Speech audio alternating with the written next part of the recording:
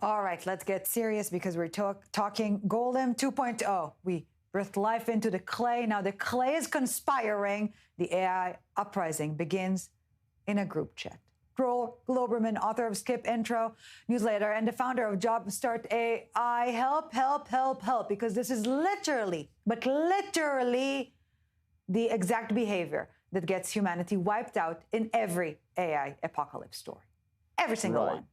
And we might be on the brink of another one, but first let's roll backwards a little bit. The thing we're talking about here is at the beginning is a new type of AI bot, which is called now OpenClaw.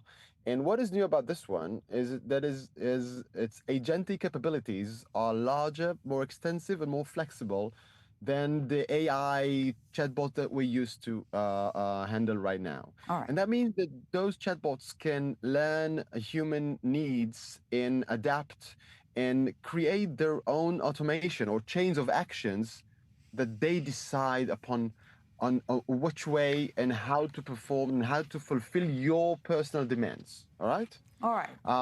So that could be wonderful when it is actually helping you in your day-to-day mundane tasks at work and in your personal life.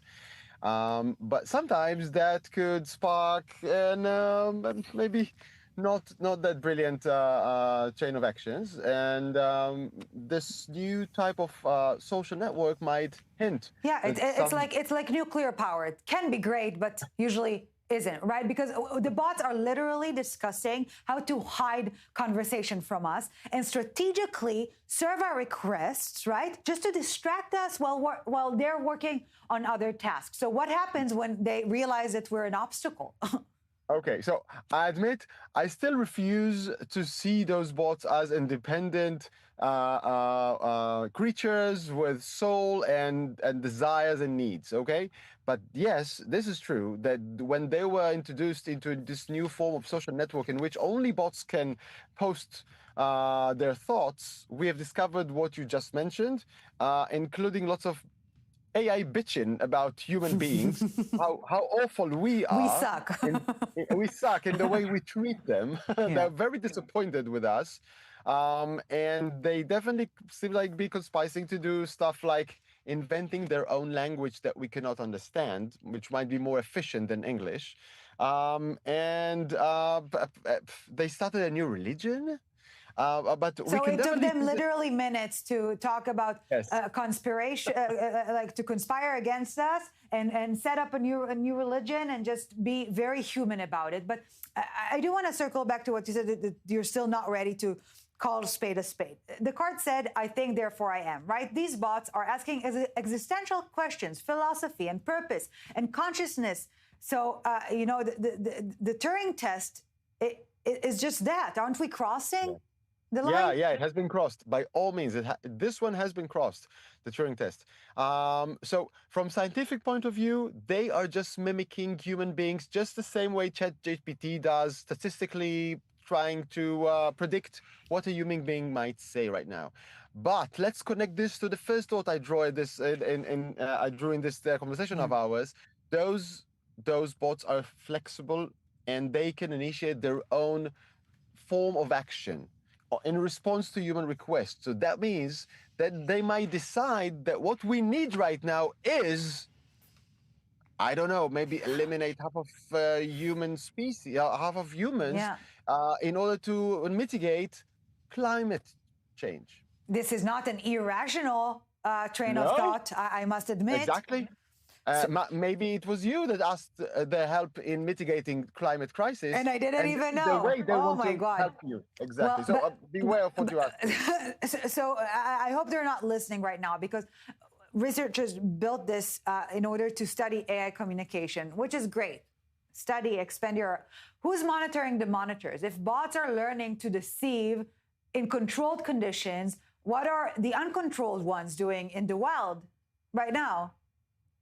Very good question. What are those who are controlled but by evil people doing? Another good question. Oh, wow. So in the literature, in the fiction, we're familiar with Asimov laws, right?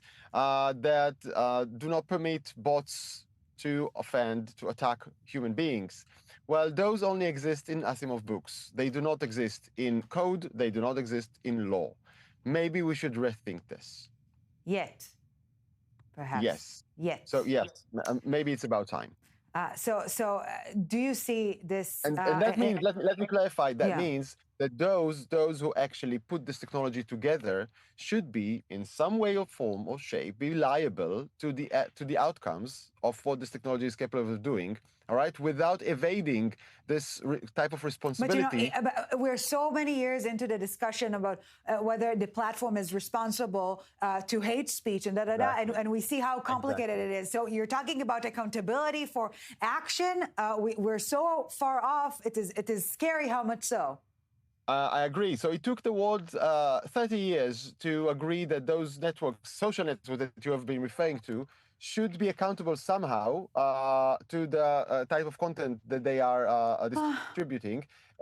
And let's think about paragraph 230 that might be abolished. So maybe we should speed things up and understand that the same type of accountability that we're only thinking about in the social network world should be also relevant here in the AI bots. Dror Globerman, with every conversation, I get more alarmed and yet more pleased by the mere intellectual test that we're currently at. I agree, but don't forget, you can harness those tools for your benefit to save your own time. Do that. Nuclear power, right? Nuclear power. Dror Globerman, thank you very much for this. Till next time.